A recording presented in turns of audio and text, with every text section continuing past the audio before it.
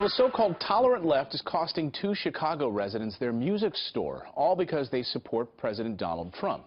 We have owner Suzanne Monk and Alexander Duvel. They have been receiving threats from Chicago residents over their store, and now they're being forced to shut down their store. Suzanne and Alexander join me now. Nice to see you both this morning. Thanks for joining us. Thanks for having us. Good morning. Suzanne, how do these threats start? Well, I attended the rally at the UIC Pavilion that got shut down, and while my husband was discussing that online, we actually drew some attention from the left, and they outed us at that point as Trump supporters. And since that point, we have been receiving online threats, ratings wars,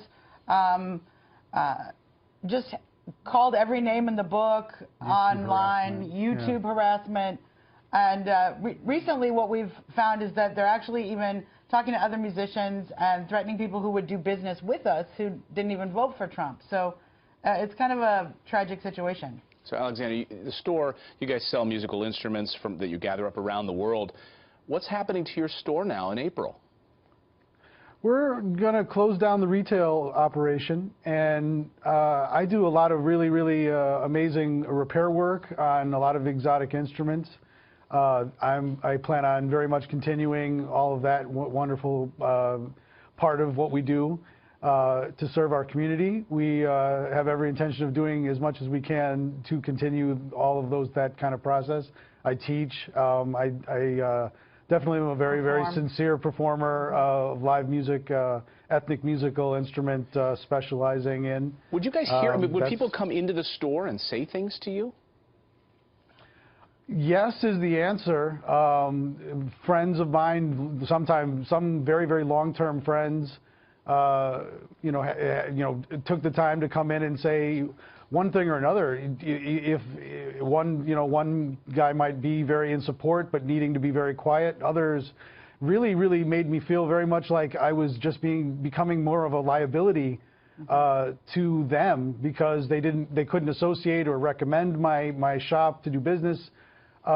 Simply because of their peer group being so seriously anti-Trump that even associating with me was going to be a problem. So it made me think very seriously about being so public and having such a really beautiful shop, beautiful little brick and mortar shop to create a space for people. Suzanne, you mentioned at the very beginning that this all started on Facebook when you went to that event and you started to see these threats coming in on Facebook. Were you surprised by the response of your friends? I was surprised. Well, it started out with a lot of strangers and people I didn't know, but as it has gone on, it is surprising to see people that Alex has performed music with, people that we've known, I've had in my home, turn around and decide we're white supremacists, we're xenophobes. Not out of any evidence. The only evidence they have is that we voted for Donald Trump. So the store is going to move online right now. You're being forced to close down in the heart of the tolerant left's liberal city, Chicago.